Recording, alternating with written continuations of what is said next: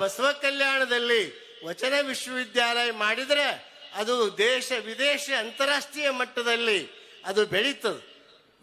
ತಾವು ವಚನ ವಿಶ್ವವಿದ್ಯಾಲಯ ಅಂದ ಕೂಡಲೇ ಬಜೆಟ್ ಭಾಳ ಬೇಕಂತಲ್ಲ. ಗಂಗಾ ನದಿ ಹುಟ್ಟಾಗ ಸಾಣದೇ ಹುಟ್ಟುತ್ತದೆ, ಭಾಳ ಸಾಣದಿರ್ತದೆ. ಬರ್ತಾ ಬರ್ತಾ ಬರ್ತಾ ಬರ್ತಾ ಬೃಹತ್ ಆಯ್ತದೆ.